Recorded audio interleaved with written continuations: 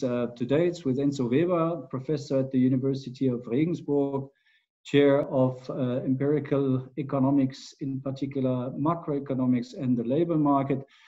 Professor Weber is also head of the research department, forecast and macroeconomic analysis at the Institute for Employment and Research of the Federal Employment Agency in Nuremberg. Professor Weber, dear Enzo, how do you experience the Corona crisis in this moment, both as how could I say, as an expert on labor markets, but also from a private perspective? Yeah, I mean, Corona is a huge shock. We see it as the biggest shock since the Second World War we had on our economy. And we, as a labor market institute, we are of course adjusting our research program. We started really a bunch of new, extremely interesting research projects which have to be set up within a very short period of time.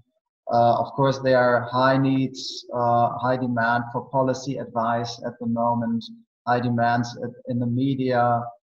So it's really quite a lot of work, and the more so as I now have a second job in childcare and a third job as an elementary teacher. So that's really why this crisis is so peculiar. I have 5 jobs at the moment. Others lose their job and have none at all. This is what makes it that strange. And how do you expect now, as an expert, labor markets to react to the Corona shock? So the shock is really extreme. So we think that it cannot be avoided that labor markets will considerably worsen in the next months. But nonetheless, we see, for example, in Germany that employment is quite robust.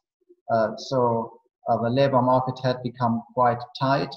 Skilled workers are scarce, and therefore many firms try to retain their workers also in times of crisis. So in many countries we see extremely high figures of short-time work, which of course also means that the firms try to save their workers. So short-time work has two sides, and Corona is really the prototype of a short-time work crisis, because the shock is exogenous and it is rather temporary. I mean, it can last for months, but in the end, temporary. So in Europe, in Germany, we think that we can save quite a lot of jobs using short-time work. In more flexible labor markets like the US, we now see the mass layoffs of millions and millions. So this is really the benefit of our institutions. And what do you think are the particularly challenges for employment conditions and social protections now for the months and probably years ahead? Well, in all countries involved, we see huge rescue packages for labor markets, for firms, and so on. So this has been extremely important. Otherwise, we would see totally different reactions also of labor markets.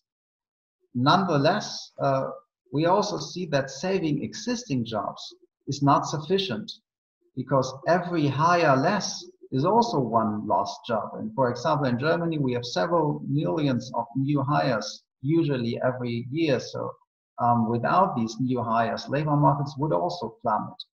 And therefore, what I propose is a rescue fund also for new hires, a subsidy which is paid for new hires. My proposal is let us cancel Social Security contributions for new hires in this year, and instead pay them from the national budget. This would set strong incentives for new hires, and it would also contribute to reducing unemployment as quickly as possible, also for low incomes. Since if you set subsidies regarding tax, then in progressive tax systems you seldomly reach the low incomes, but with Social Security contributions this is possible. And what we also see is the value of social protection in this crisis. So those who are protected, who can get unemployment benefits, who can go into short-time work, they really have clear advantages. But for example, there are also many self-employed involved who don't have these rights. And now it really becomes clear how critical that is. In this regard, already several years ago, I proposed a concept called digital social security. This is a proposal on how to organize social protection and platform work, where many self-employed are involved. And the proposal is to implement a digital mechanism right into the platforms, which automatically transfers social security contributions each time such a platform job is finished. And in the end, this could also be a concept which can be extended beyond the platform work sector. What do you think, because you speak of course of social protection, but we mentioned also the issue of employment conditions or labor working conditions.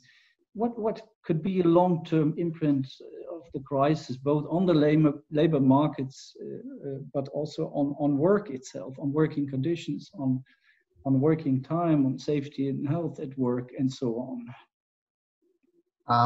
So the specific risk I see at the moment is unemployment hysteresis.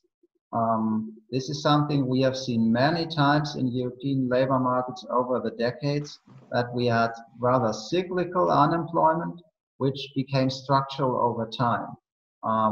And the major point here is that structural change and technological change proceeds while people are in unemployment, and the qualifications and the work experiences become obsolete over time. And such change is now also going on. We have the whole digitalisation process. We have the ecological transformation. So this is huge change processes which started at least several years ago and which are now proceeding. So what we could get now is really a transformative recession, and we have to be prepared for that. We have to strengthen investments into qualification also of unemployed. We have to invest in human capital. For example, what I proposed is a qualification bonus. So this is an extra payment on top of unemployment benefits for everybody who now goes into the direction of qualification in order to be prepared for such a transformative recession. So this is the major risk, but I think there's also a chance involved in really developing the competencies now. And if you speak of transformative recession, how do you qualify the future role and the current importance, or the current importance and the future role of trade unions in all this? I think trade unions really have an extremely important role, since what we now also see is that social coherence counts really a lot. So it's about securing working conditions, it's about social protection, it's about saving jobs, it's about organizing workers. So all that now in the crisis becomes clear. It is now more important than ever. So I think trade unions have an extremely important role in organizing the new labor markets also after the crisis. And a final message to our CESI community from your side? Yeah, I think all these tasks are not only important on a national basis, they are also important on the European basis. And we now see how difficult it is also to organize such processes in Europe under pressure. So trade unions coming together also on the European level and discussing these tasks and taking action. I think this is an extremely important direction we should go into. Professor Weber, dear Enzo, thanks a lot. And yeah, take care of yourself and of your family. Thank you and good luck. Bye. Bye-bye.